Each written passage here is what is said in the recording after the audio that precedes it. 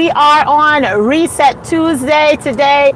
Like always, y'all know she is on the go. This is Conversations on the Go. I don't know what episode, but it's a whole lot of episodes of Conversations on the Go. I just wanted to come on so I could share a little bit of my day with you guys. Y'all know today the app that I've been using a lot was Lyft. So I had a total of probably like 4 rides today. They all was uniquely done.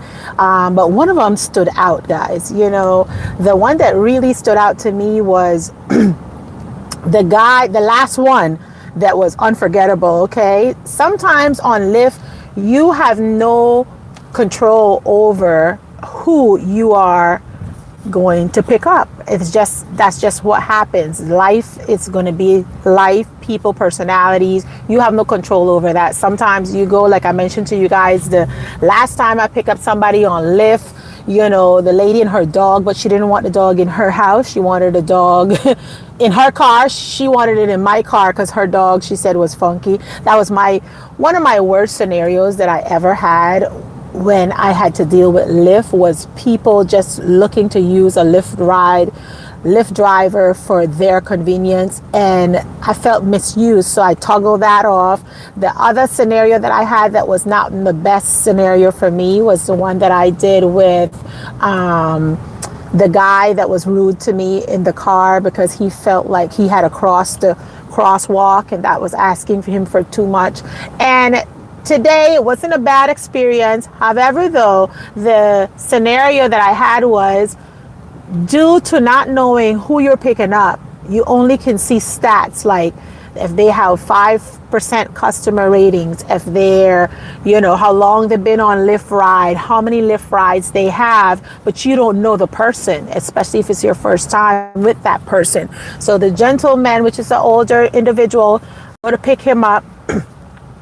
And the moment, it's like where he was at the car dealership, once you make that right turn, you exit straight into, hi, Sister Davis. Welcome into Life with Paulette. I was just sharing a story regarding my experience today on my Lyft ride, and just sharing to let people know that sometimes you have no control over who you're bringing into your car. You have no control over, you know, what's coming into your car. I'm going to say it open just like that. You don't know what it's going to be, okay? Sometimes you got a little bit of this, that, and a little bit in between. However, though, the experience that I had today, which was my first experience, was the individual that I picked up was, you know, when I say good morning to him and I exit off and head on the highway and he respond back to me, he was just smell of alcohol. Like, I picked him up at his job, but it looked like he went into work intoxicated or whatever was happening to him.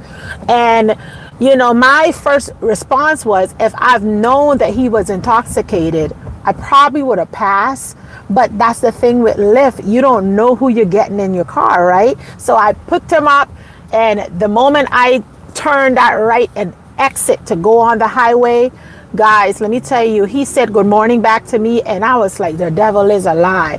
And at that moment in time, he's in the back of me, I'm in the front trying to keep my eyes on the road, but then yet in the back of my head was like, man, if I had only known you were a little intoxicated. Now, he was respectable, don't get me wrong, but then not everybody that get into your car is going to do the same thing or feel or make you feel comfortable enough. And because I was already on the highway, it's not that I could pull over and say, like, sir, I'm sorry, you need to call somebody else. You're smelling a little funky today. Like, it's not much you can do or say in that moment in time. So I sat there for 25 minutes because it was traffic, and I dropped him off at his place. He was very pleasant, but I was like, you know, I need to figure out a timing, even though it was morning. This is another thing.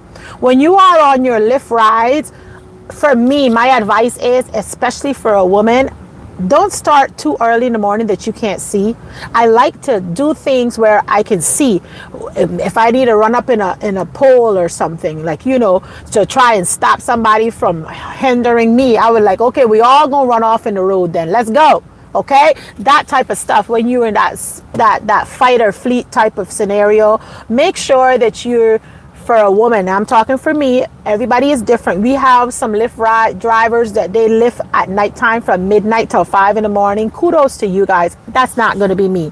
My scenario for me is I advise people if they're going to do any type of Lyft rides as a woman, do it in a time where it's visible. You can see, you know who you're picking up. Some people you just got to keep going. You know, I'm gonna be honest with you. There's certain folks you just scoop and just pass them. It was this lady. The second one that was a little different to me today. The lady, she ordered the Lyft ride, but I couldn't get to her. Her location was just awkward. And I drove by her the first time. I kept looking at the lady. I'm like, you're supposed to be on the other side. I'm in the wrong lane. Now I got to go all the way around. It's the midst of traffic. Some Lyft rides are just not created equal. Some of them you're going to have to just cancel because it don't have no access to get to the person. And they're not smart enough to go and say, you know what, let me just figure out with the individual how I'm going to move from point A to point B. They just stay there standing and you're stuck in traffic going around like a psycho. So that's where I was at today at my second Lyft ride with the individual, because she was over at the Lexus dealer. I can't get into the Lexus dealer because the road that I'm on is a one-way, so I have to go another like 4 blocks down and turn back around to come pick her up. And I finally got her. She was, you know, a nice customer, but then it just was an awkward pickup. You're gonna get those when it comes to Lyft. Lots of awkward pickups. That's why I don't like short pickups. I prefer long pickups, because long pickups you got to go from point A and then you got to get into something to point B in order to drop your customers off. When you're seeing like 3 and 4 miles, that's going to be an awkward pickup. You're probably going to be in some type of car parking garage somewhere and getting lost. So I highly recommend you guys to pay attention to those short ones. If you don't have to do them, don't do them, because they're the most complicated ones to get to. Okay, back to my little intoxicated driver today. You know, after 20 something minutes of driving, we ended up going. I dropped him home and he was very grateful and stuff. But the stories and lesson learned is, if you're going to go on Lyft, it's risk-free and you have no control over who you're going to pick up. So you got to be mindful of that. You have no control who the individual that you're going to pick up is going to be. So that is one con for me, because I would love to know who this person is. That's why sometimes when you give the person a 5-star or a 3-star, that makes a difference too. Because if I get somebody that was pleasant in my car and I give them a 5-star, that means they're going to match me with that individual again on the next round, which is a good thing. However, though, like that individual there, even though he was intoxicated, he was nice by not trying to throw up in my car or trying to talk any craziness to me to cause me to pull over on the highway. You know, I was very grateful for not having to deal with an alcoholic or a drunken person in the back of my car. But the con of that is too, you just never know. And sometimes the devil, he'd be thinking, have you thinking like, oh, you know, that person's not going to do you anything. And then all of a sudden, something happened. I remember I was just talking to one of my sisters. She was giving me the story of what happened down in her area a few weeks ago, you know, where the Lyft ride driver picked up the individual. And when they picked up the individual, they attacked the person, the driver, and stole their car. Now, honestly, I'm gonna be honest with you. If you're a thief and you jump into a Lyft ride, guys, let me come here. All the cars you can track, okay? They don't make cars the way back in the day where you could steal a car and repaint it and nobody would know. Those car has little fine little numbers, like serial numbers on it, and it can be tracked. That's how they're creating the cars now. So if you go out there talking about Grand Theft Auto because you played the game and you think you can get away with it, you're a fool.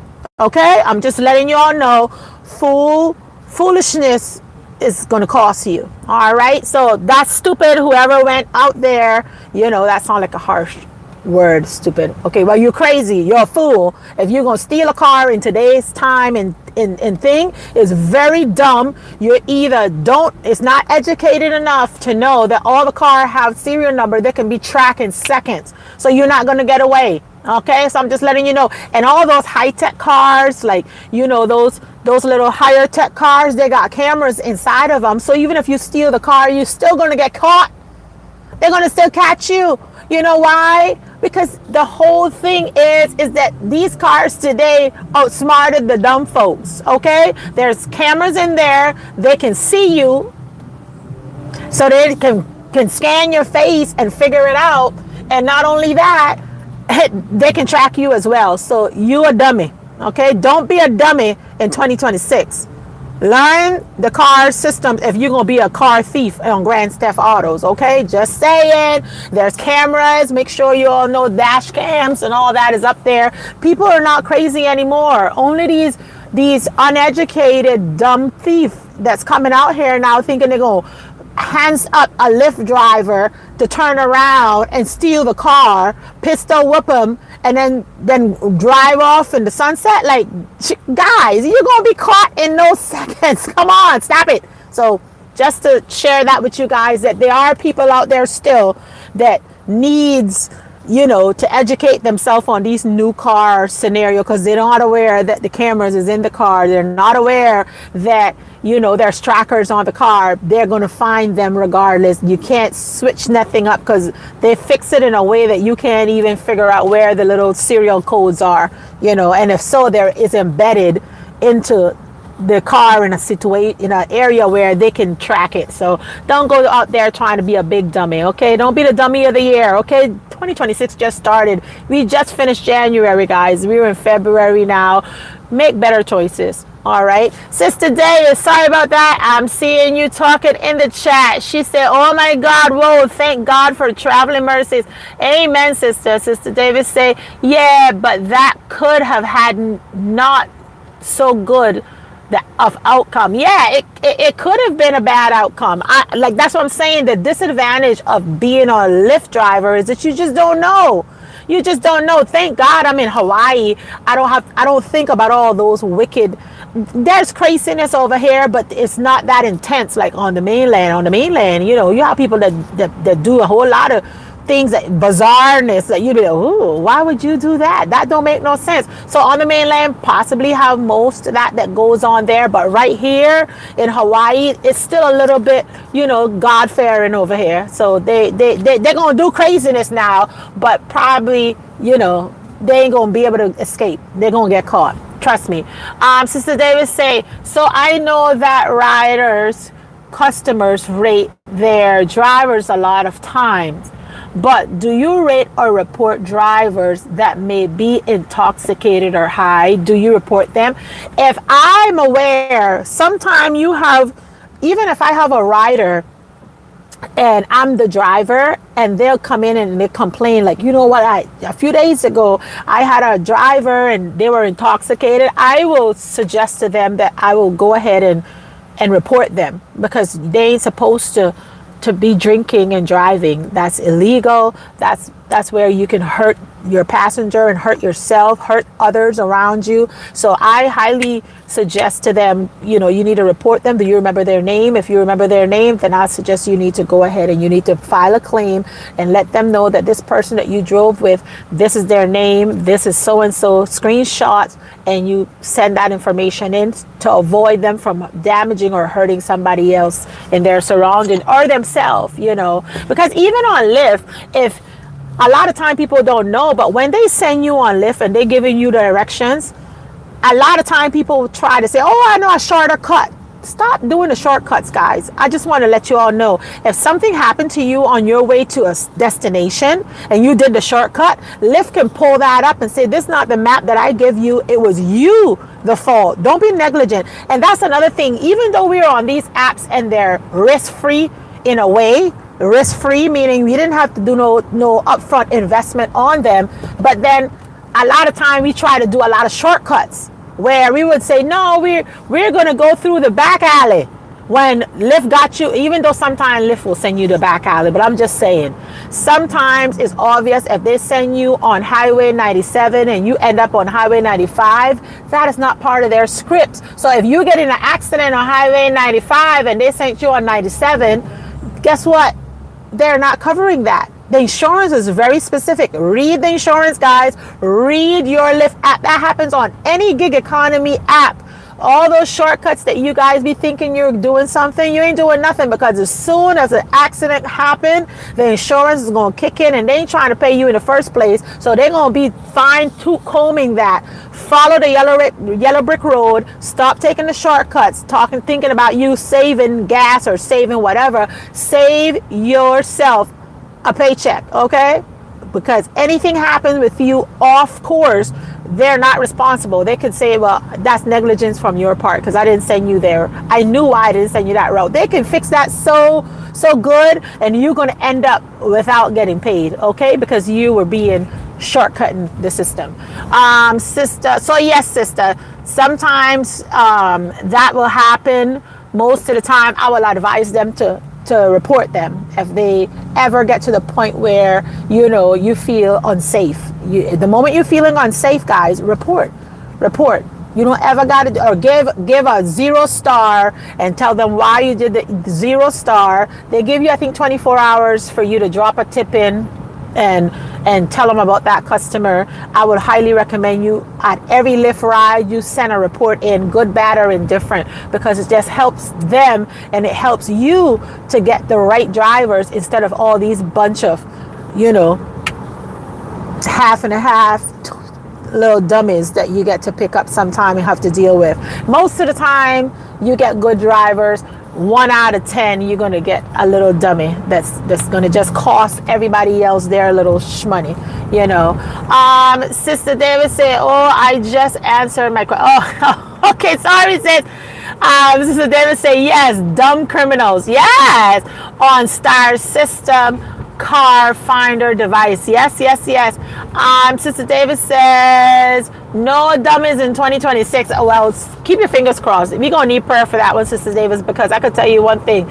People are, common sense is not common, and there's a bunch of dummies out there that's doing dumb stuff, and it will a matter of time since they're going to get caught. The sad part is, before they get caught, they take out other people, innocent people, for no reason. That's the hard part, That's the hard part. Sister Davis said, I meant riders, but thanks for answering the POW of drivers. Oh, okay. You can also, I mean, even it goes both ways. I can report them and as a driver, and you can also report them as the riders.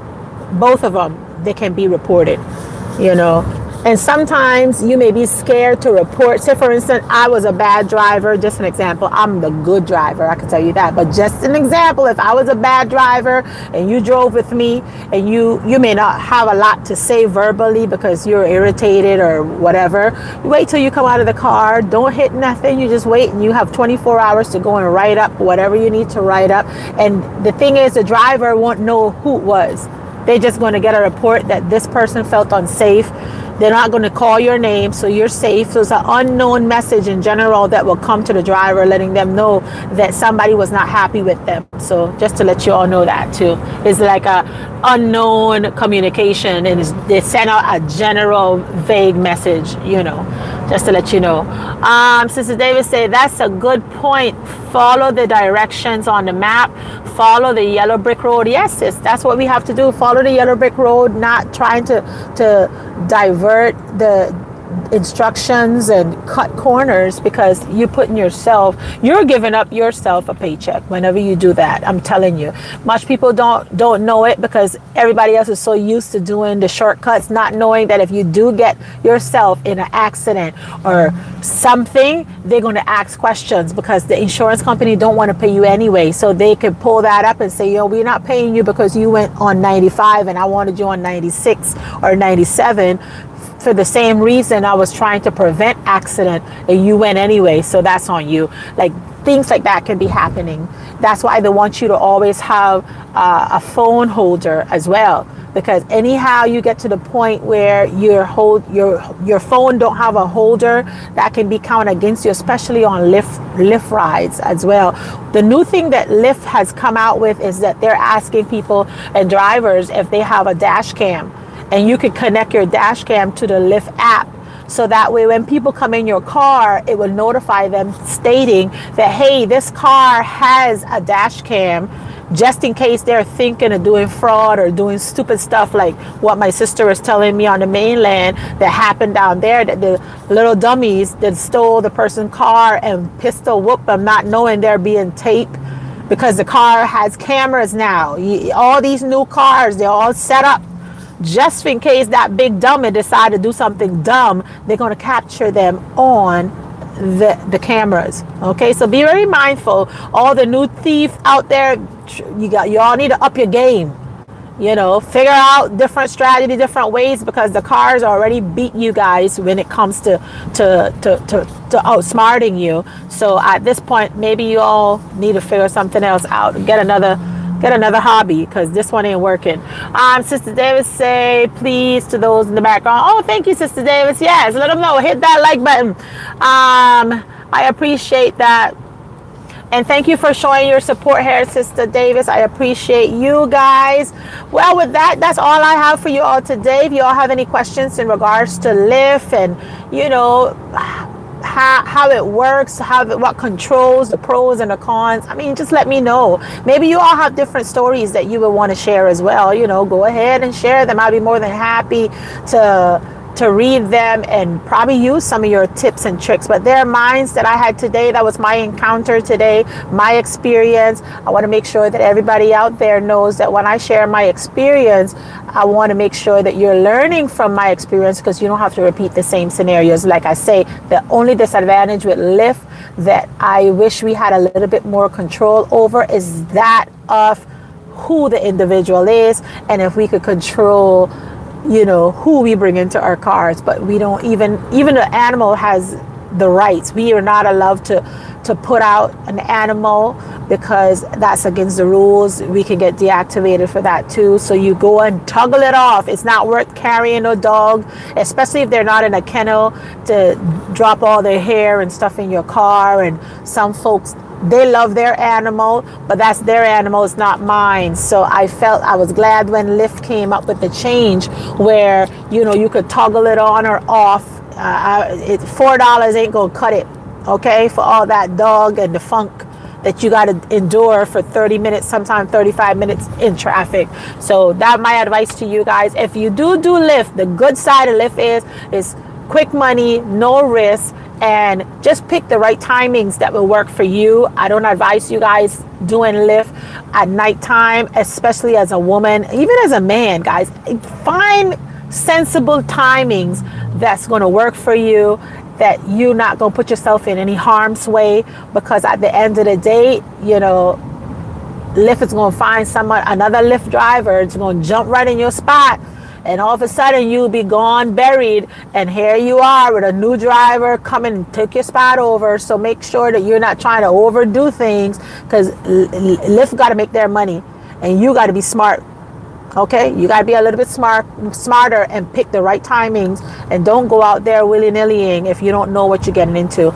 Okay, Sister Davis say, have you ever had anyone get sick in your car? You know, I haven't had anyone got sick in my car, but I did had someone that passed gas in my car that was horrible. And I could tell y'all, that lady, I told her, I said, ooh, and I put my window down.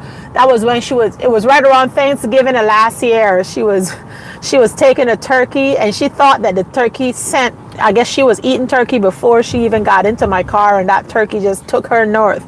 But long story short, guys, that was my yuckiest experience ever. It was just horrible, and I had to turn my window down, and I looked her straight in the face, and she knew what I meant, and all she could do was hold her head down, and you know, she didn't even utter a word, because she knew that she had lift her tail. Fire in the hole, like we say back on the island, fire in the hole, and everybody already knew what that was, right? You know, I mean, I'm not saying that you got to hold it in, but at least excuse yourself or apologize. And I feel like it's a place and time for everything. And locked up in a Lyft ride, that's not the place, okay? It's not the place for it. So I highly suggest most people, if you are going to do certain things like that, be mindful of the individual. You know, it's not easy. You know, I'm so glad I didn't have my mouth open. You know, sometimes our nose gets stuffy, you know, and it's cold season right around November time. Everybody had the flu, you know, and all of a sudden you could be in your car like there and get a whiff slap. You know, nobody wants to deal with that stuff, you know. So be mindful of others, and you know, that way you don't get embarrassed. But she was embarrassed because I opened the window and I looked at her. I give her the stare too. I was like, I give her 2 stares. She got the memo, and I haven't seen her since. So she got the memo too. She probably like, let me unassign from this individual. I don't want to see her again because it was embarrassing. But yeah, I had my little turkey woof smell for the longest, and that was an experience. That was my only experience that I had that I really was like, wow, I didn't know that Lyft can do this to you. You know. But anyway, guys, I love you all so much, and I'll see you guys on our next Driving on the Go, Conversations on the Go. I hope you guys are enjoying these little conversations. We are already at 25 minutes, and I just pulled up to my location. I'm going to do my first drop. I am not on Lyft right now. I am actually on Walmart Spark, and I'm going to drop off to my little friend. This little old man, he eats all the ice cream. Oh, he have a good bubble. He be eating ice cream like, you know, forever. But I'm going to say, give me 1 second. Let me go over here and get this, drop this off. If y'all still on here when I get back, then we could talk a little bit more. But Paulette got to get this money. Hold on.